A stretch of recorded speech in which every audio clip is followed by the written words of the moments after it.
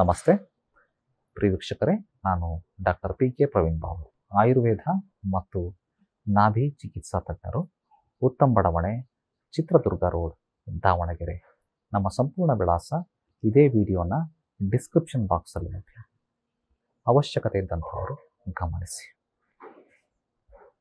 ಇವತ್ತಿನ ವಿಷಯ ತ್ರಿದೋಷ ಸಿದ್ಧಾಂತ. ದೋಷ ಪ್ರಕೋಪ ಆಗ್ತಾ ಇದೆ, ನಿಮ್ಮ ದೇಹದಲ್ಲಿ ವಾತ ವೃದ್ಧಿ ಆಗ್ತಾ ಇದೆ ಅಥವಾ ಕಫ ವೃದ್ಧಿ ಆಗ್ತಾ ಇದೆಯೋ ಅಥವಾ ಪಿತ್ತ ವೃದ್ಧಿ ಆಗ್ತಾ ಇದೆಯೋ, ನಿಮ್ಮ ದೇಹದಲ್ಲಿ ತೋರ್ಪಡಿಸುವಂತಹ ಲಕ್ಷಣಗಳ ಆಧಾರದ ಮೇಲೆ ನಿಮಗೆ ನೀವೇ ಕಂಡುಹಿಡ್ಕೊಳ್ಳುವಂತಹ ವಿಧಾನಗಳ ಶ್ರೀಂಖರಿಯಲ್ಲಿ ಇವತ್ತು ಕಫಕ್ಕೆ ಸಂಬಂಧಪಟ್ಟಂತಹ ವಿಚಾರ. ನಿಮ್ಮ ದೇಹದಲ್ಲಿ ಕಫ ವೃದ್ಧಿ ಆಗ್ತಾ ಇದೆಯೋ ಇಲ್ಲ ಅಂತ ಹೆಂಗೆ ಅರ್ಥ ಮಾಡ್ಕೊಳ್ಳೋದು? ಅಫ್ಕೋರ್ಸ್ ನೀವು ಹತ್ತಿರದ ಆಯುರ್ವೇದ ವೈದ್ಯರ ಹತ್ರ ಓದಿದ್ದೇ ಆದಲ್ಲಿ ಅವರು ನಾಡಿ ಪರೀಕ್ಷೆಯನ್ನು ಮಾಡ್ತಾರೆ. ನಾಡಿಯನ್ನು ಚೆಕ್ ಮಾಡಿ, ನಾಡಿ ವಿಜ್ಞಾನ ಅಂತಲೇ ನಮ್ಮ ಆಯುರ್ವೇದದಲ್ಲಿ ಉಂಟು. ವಾತ ಪ್ರಕೋಪನ, ಪಿತ್ತ ಪ್ರಕೋಪನ, ಕಫ ಪ್ರಕೋಪನ ಅನ್ನೋದನ್ನು ಅರ್ಥೈಸಿಕೊಳ್ಳಬಲ್ಲರು. ಅದರ ಪ್ರಕಾರ ಚಿಕಿತ್ಸೆಯನ್ನು ಕೊಡ್ತಾರೆ. ಮತ್ತೊಂದು ವಿಧಾನ ನಾಲಿಗೆಯನ್ನು ಪರೀಕ್ಷೆ ಮಾಡೋದು. ಅದರಲ್ಲೂ ಕೂಡ ಕಫ ವೃದ್ಧಿನೋ ವಾತ ವೃದ್ಧಿನೋ ಪಿತ್ತ ವೃದ್ಧಿನೋ ಗೊತ್ತಾಗ್ತದೆ. ಮತ್ತು ದರ್ಶನ ಪರೀಕ್ಷೆ. ನಾವು ಸಾಮಾನ್ಯವಾಗಿ ಕ್ಲಿನಿಕ್ಕಲ್ಲಿ ಕೆಲವೊಬ್ಬರು ಪೇಷಂಟ್ಸಿಗೆ ಸ್ಟೆಥಸ್ಕೋಪು ಇಡಲ್ಲ, ನಾಡಿ ಪರೀಕ್ಷೆನೂ ಮಾಡಲ್ಲ, ರಕ್ತ ಪರೀಕ್ಷೆನೂ ಮಾಡಿಸಲ್ಲ, ಮಲ ಪರೀಕ್ಷೆನೂ ಮಾಡಿಸಲ್ಲ, ಎಕ್ಸ್ರೇನೂ ಮಾಡಿಸಲ್ಲ, ಸ್ಕ್ಯಾನಿಂಗು ಮಾಡಿಸಲ್ಲ, ಎಂಡೋಸ್ಕೋಪಿನೂ ಇಲ್ಲ, ಇತ್ಯಾದಿ ಇತ್ಯಾದಿ ಯಾವ ಸ್ಕೋಪಿಗಳು ಇಲ್ಲ. ಹಾಗೇನೆ ಕೇವಲ ಅವರನ್ನು ನೋಡಿನೇ ಇಂಥ ದೋಷನೇ ಇವರಲ್ಲಿ ಇದೆ, ಇಂಥ ಪ್ರಕೃತಿಯವರೇ ಇವರು ಅನ್ನೋದನ್ನು ಅಸೆಸ್ ಮಾಡುವಂತಹ ಸಾಧ್ಯತೆ ಇರ್ತದೆ. ಹೆಂಗೆ ಅದು ಅವರಿಗೆ ಪೇಷಂಟ್ಸ್ಗೆ ಒಂಥರ ಅನಿಸ್ತದೆ, ಡಾಕ್ಟ್ರನ್ನ ನೋಡಲೇ ಇಲ್ಲ, ನನಗೆ ಅದು ಇದು ಟೆಸ್ಟ್ ಮಾಡಿಸ್ಲೇ ಇಲ್ಲ, ಹಂಗೆ ಮೆಡಿಸಿನ್ ಬರೆದ್ಬಿಟ್ರು. ವೀಕ್ಷಕರೇ, ಅನುಭವ ನಮಗೆ ಭಾಳಷ್ಟನ್ನು ಕಲಿಸ್ತದೆ.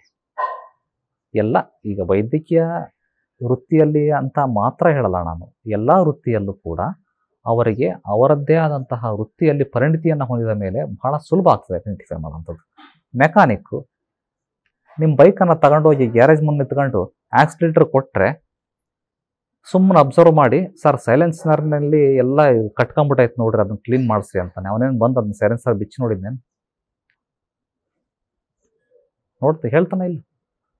ಬರೀ ನಿಮ್ಮ ಸೈಲೆನ್ಸ್ ಬೈಕಿನ ಸೌಂಡ್ ಕೇಳೇ ಇಂಥ ಕಡೆ ಹಿಂಗಾಗಿದೆ, ಇಂಥ ಕಡೆ ಹಂಗಾಗಿದೆ ಅಂತ ಹೇಳ್ತಾನೆ ಇಲ್ಲ. ಅವನು ನಿಜವಾಗಲೂ ಪರಿಣಿತಿಯುಕ್ತ ಅಂತವಾದಂತಹ ಮೆಕ್ಯಾನಿಕ್ ಆಗಿದ್ದರೆ, ಅದೇ ರೀತಿ ಆ ಗಾಡಿ ರಿಪೇರ್ ಮಾಡೋ ಮೆಕ್ಯಾನಿಕ್ ಬೇರೆ ಅಲ್ಲ, ಬಾಡಿ ರಿಪೇರಿ ಮಾಡೋ ಅಂತಹ ನಾವು ಬೇರೆ ಅಲ್ಲ. ಅವನು ಗಾಡಿ ರಿಪೇರಿ ಮಾಡಿದರೆ ನಾವು ಬಾಡಿ ರಿಪೇರಿ ಮಾಡೋರು, ನಾವು ಮೆಕ್ಯಾನಿಕ್ಗಳೇ. ವಿಷಯ ಪ್ರಾಣ. ಇಲ್ಲಿ ಕಫದ ವಿಚಾರ. ಕಫ ದೇಹದಲ್ಲಿ ಹಂತ ಹಂತವಾಗಿ ಜಾಸ್ತಿ ಆಗ್ತಾ ಹೋಗುತ್ತೆ, ವೃದ್ಧಿ ಆಗ್ತಾ ಹೋಗುತ್ತೆ.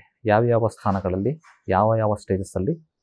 ಚಯ, ಪ್ರಕೋಪ, ಪ್ರಸರ, ಸ್ಥಾನ ಸಂಶ್ರಯ, ವ್ಯಕ್ತ ಮತ್ತು ಭೇದ ಅನ್ನುವ ಸ್ಥಿತಿಗಳಲ್ಲಿ ಹಂತ ಹಂತವಾಗಿ ಜಾಸ್ತಿ ಆಗ್ತಾ ಹೋಗುತ್ತೆ. ಇವತ್ತು ನಿಮಗೆ ದಮ್ಮು, ಅಲರ್ಜಿ, ನೆಗಡಿ, ಸೈನಸೈಟಿಸು ಬಂದೈತಿ ಅಂದರೆ ಆಲ್ ಆಫ್ ಎ ಸಡನ್ ಬಂದಿರೋದಲ್ಲ. ಅದು ಬರೋಕ್ಕಿಂತ ಮುಂಚೆ ಹಲವಾರು ಸೂಚನೆಗಳನ್ನು ಕೊಟ್ಟಿದೆ ನಿಮಗೆ. ಆ ಸೂಚನೆಗಳನ್ನು ನೀವು ಅಲಕ್ಷ್ಯ ಮಾಡಿದ್ದೀರಿ. ಅಲಕ್ಷ್ಯ ಮಾಡಿದ್ದಕ್ಕೆ ಅದು ಈ ಹಂತಕ್ಕೆ ಬಂದು ನಿಂತಿದೆ. ಹಂಗಾರೆ ಫಸ್ಟ್ಗೆ ಕಂಡಿಡ್ಕೊಳ್ಳೋಂಥದ್ದು ಹೆಂಗೆ? ಕಫ ಬರ್ತಾ ಇದೆ, ಕಫ ಜಾಸ್ತಿ ಆಗ್ತಾ ಇದೆ ಅಂತಂದು. ವೀಕ್ಷಕರೇ, ಕಫ ಜಾಸ್ತಿ ಆಗುವಂತಹ ಲಕ್ಷಣ ನಿಮಗೆ ನೀವೇ ಕಂಡುಹಿಡ್ಕೊಳ್ಳುವಂಥದ್ದು. ಲೈಟಾಗೆ ನಿಮ್ಮ ದೇಹದ ತೂಕ ಕೆಲವೊಂದು ಬಾರಿ ವಿನಾಕಾರಣ ಆಹಾರವನ್ನು ಜಾಸ್ತಿ ತಿಂದೇ ಇದ್ರೂ ಕೂಡ, ಎಕ್ಸಸೈಸ್ ಮಾಡಿದ್ರೂ ಕೂಡ ಜಾಸ್ತಿ ಆಗ್ತಾ ಹೋಗುತ್ತೆ ತೂಕ. ಲೈಟಾಗೆ ಗಮನಿಸ್ಬೇಕು. ಸ್ವಲ್ಪ ವಾತಾವರಣದಲ್ಲಿ ಶೀತ ಗಾಳಿ ಬಂದ ತಕ್ಷಣ ಥ್ರೋಟ್ ಇನ್ಫೆಕ್ಷನ್ ಆಗ್ತದೆ, ಮೂಗಿನಲ್ಲಿ ನೀರು ಸೋರುತ್ತೆ, ಕೆಮ್ಮಾಗುತ್ತೆ, ಕಫ ಆಗುತ್ತೆ.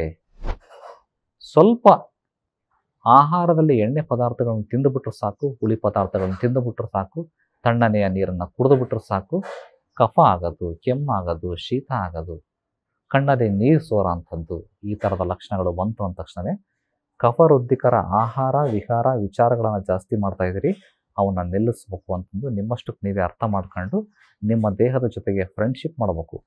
ದೋಸ್ತಾಗಿರ್ಬೇಕು ನಿಮ್ಮ ದೇಹಕ್ಕೂ ನಿಮಗೂ. ಅವು ಹೇಳಿದ್ದನ್ನು ಕೇಳ್ಕೊಂಡು ನೀವು ಇದ್ರಿ, ಈ ಕಾಯಿಲೆಗಳು ಹಂತ ಹಂತವಾಗಿ ಉಲ್ಬಣ ಆಗಲ್ಲ. ಮುಂದೊಂದು ದಿನ ನಿಮಗೆ ದಮ್ ಬರಲ್ಲ, ಅಸ್ತಮ ಬರಲ್ಲ, ಡಯಾಬಿಟಿಸ್ ಬರಲ್ಲ. ಡಯಾಬಿಟಿಸ್ ಕೂಡ ಕಫಕ್ಕೆ ಸಂಬಂಧಪಟ್ಟಿರುವಂತಹ ಕಾಯಿಲೆ.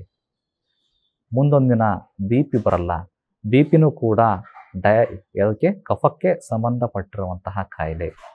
ಇವೆಲ್ಲವೂ ಬರೋಕ್ಕಿಂತ ಮುಂಚೆ ಈ ಲಕ್ಷಣಗಳನ್ನು ನೀವು ಅರ್ಥ ಮಾಡ್ಕೊಂಡು ಮೊದಲನೇ ಹಂತದಲ್ಲಿ ಎಚ್ಚೆತ್ಕೊಂಡು ಆಯುರ್ವೇದ ವೈದ್ಯರನ್ನು ಸಂಪರ್ಕ ಮಾಡಿ ಸೂಕ್ತವಾದಂತಹ ಸಲಹೆ ಚಿಕಿತ್ಸೆಗಳನ್ನು ಪಡ್ಕೊಂಡಿದ್ದೇ ಆದಲ್ಲಿ 100 ಕಾಲ ಆರೋಗ್ಯವಾಗಿ ಬಾಳ್ತೀರಿ. ನಾವು ಈ ವಿಡಿಯೋಗಳನ್ನು ಹೇಳ್ತಾ ಇರೋದು, ಮಾಡ್ತಾ ಇರೋದು, ಈ ಥರ ಲಕ್ಷಣಗಳು ಪ್ರಾರಂಭಿಕ ಹಂತದಲ್ಲೇ ಕಂಡಿಡ್ಕೊಳ್ಳಿ ಅಂತ ಹೇಳ್ತಾ ಇರೋದು ನಿಮ್ಮ ಮೇಲಿರುವಂತಹ ಪ್ರೀತಿ ವಿಶ್ವಾಸದ ಮೇಲೆ.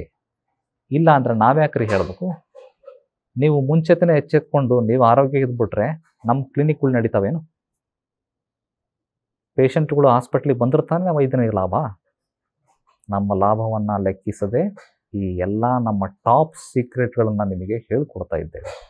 ಈ ವಿಷಯಗಳನ್ನು ನಿಮ್ಮ ಮಟ್ಟಕ್ಕೆ ಮಾತ್ರ ಇಟ್ಕೊಳ್ಳೋದಲ್ಲೇ ಎಲ್ಲರಿಗೂ ಕೂಡ ವಿಷಯಗಳನ್ನ ತಿಳಿಸ್ಬೇಕು, ಶೇರ್ ಮಾಡಬೇಕು, ಎಲ್ಲರಿಗೂ ಜ್ಞಾನವನ್ನು ಹಂಚಬೇಕು. ಹಾಗೆ ಮಾಡ್ತೀರಿ ಅನ್ನೋ ವಿಶ್ವಾಸದೊಂದಿಗೆ ಇವತ್ತಿನ ಸಂಚಿಕೆಯನ್ನು ಮುಗಿಸ್ತೇನೆ. ಮತ್ತೆ ಭೇಟಿಯಾಗೋಣ. ಧನ್ಯವಾದಗಳು.